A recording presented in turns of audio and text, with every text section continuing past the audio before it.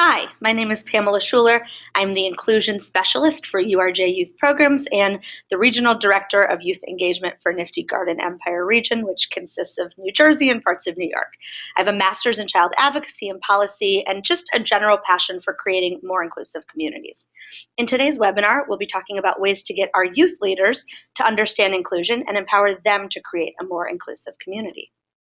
It's important to note that while we are highlighting inclusion work today focused on disabilities, ultimately, when we think about creating inclusive Jewish communities, we're working to embrace any person who might feel marginalized or stigmatized in some way. I like to remind people that although we associate inclusion with special needs, when we focus on creating an inclusive community, this can apply to anybody who may feel on the peripheral. Inclusion is a hot topic right now. According to a study done by the Foundation for Jewish Camp and a special needs camping study, 46% of Jewish parents who were surveyed reported that their child has been turned away from a Jewish program or institution because of their disability. It is estimated that up to 20% of Jews have some type of disability. This can include developmental, emotional, cognitive, and/or physical disabilities. So it's safe to say that every congregation and every youth group will at some point be looking at how inclusive their community is or is not, and ways that they can make their community more inclusive. Our kids want to be inclusive and are often more forgiving about disabilities than adults are. With that said, giving them tools to really own and make sure their community is inclusive through a peer standpoint is incredibly beneficial. There is no right way to do this, but hopefully we can give you a few tips and ideas to either have a conversation with your teen leaders or create a program for them. Some overall big picture tips. I always encourage a training or conversation that doesn't focus on diagnoses, but instead on how we can foster a community of awareness in general, where if someone is struggling, someone else steps up to help. Teen leaders often ask to know the diagnosis of somebody else, but the answer is always a no, but that I know they have great intentions for asking. If they're asking, it's often because they want to help. Instead, I remind them to get to know the person. Instead of looking for what could be a diagnosis, try to find areas that you connect or something that you have in common, or something that they know about that's interesting. The more we get to know the person, the more we can build a community with them in mind. This means forgetting about labels and diagnoses. Enjoy a person for who he or she is, not what category he or she fits into. I also challenge teen leaders to think about their perceptions and how their perceptions of somebody may dictate how they act around them or speak to them. By being aware of that, they can try to avoid letting their perception change how they speak to somebody. Part of this conversation or training with teens is to get them to feel more comfortable getting to know people who are different than they are. Because of that, I always include a discussion and a safe place for teens to ask questions. Here are some questions for teens to think about and talk about as you go through this training or conversation with them. What does it mean to be included, and what does it mean to feel on the periphery?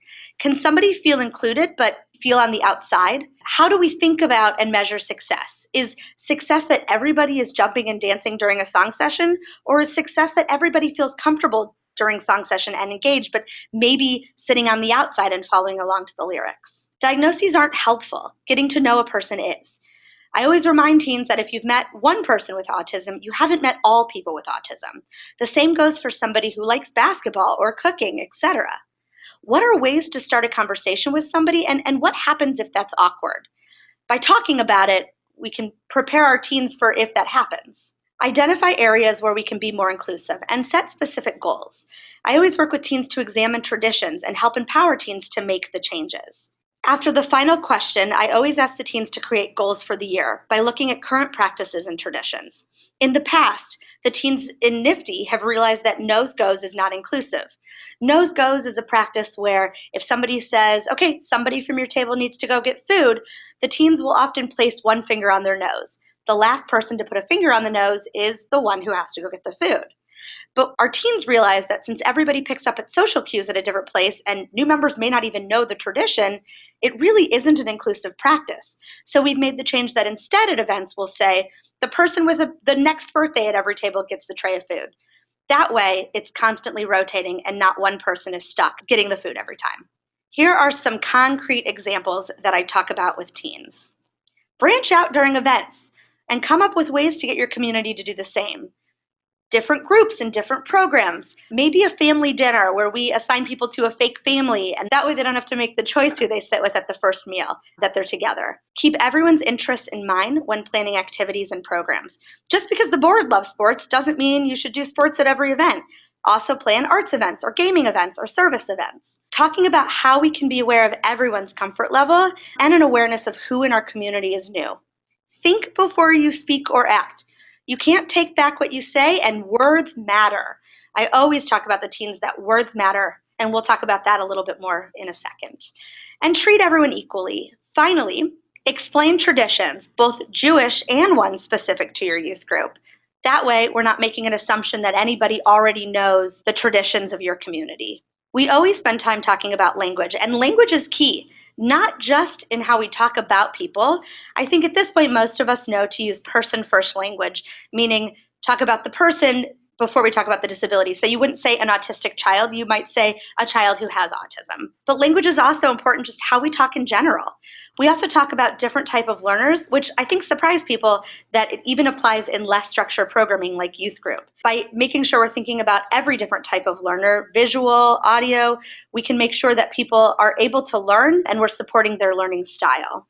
If you're doing a program where we're asking questions, we always have to be careful that if questions are too general, it may be hard for participants to relate, but if they're too specific, some participants might not want to speak up. The more we talk about those kind of specific pieces with our teens, the more they'll be able to program with kind of every type of learner in mind. Here are some ideas that some congregations have done that I thought have been really great.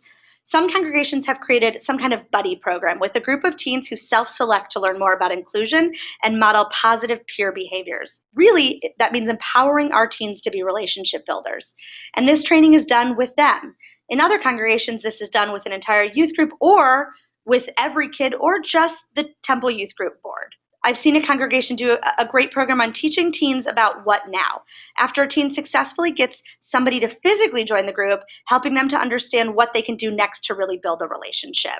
We already spoke briefly about really teaching about different learning styles, visual versus audio learner, but as we plan youth group events, really thinking about how do we create schedules, how do we get information across to everyone. By thinking about different learning styles, we're able to really make sure everybody has the information and knows what's happening. Creating a space where teens feel safe asking questions about inclusion. This is key. Sometimes teens are just nervous about doing the wrong thing, but they want to be inclusive. The more we create a space where they feel comfortable asking questions, the more communities will be more inclusive with our teenagers leading the way. I always do a few activities with teens to really bring some of these ideas home. And I would love to talk about a few, but we're running out of time. So instead, I've picked a favorite activity to talk about. It's called the peanut butter and jelly activity, or the sunflower and jelly activity if we have kids who are allergic to peanuts. The goal of the peanut butter and jelly activity is to really get across that everyone perceives, understands, and takes directions differently. To do this program, I assign one member to be the scribe, one member to be the peanut butter and jelly maker, and one to be the instructor. The rest of the group is spectators, and it's quite fun to be a spectator. The instructor is going to explain how to make the sandwich, and the maker must follow the instructions exactly. For instance, if the instructor says, put the sun butter on the bread, the maker literally puts the jar of peanut butter on top of the bread. This activity gets us to stop and think about how we explain things, how we assume that people know traditions. It's a great hands-on activity to get your teens to start really understanding about how people perceive things differently and take directions differently. Nobody is perfect at this, and we often have questions. So know who you can ask for help and where you can get extra support in your work. Although we're hoping that teens really step up and own their inclusive community, it's still up to the adults to be watching and stepping in if needed. Here are some tips.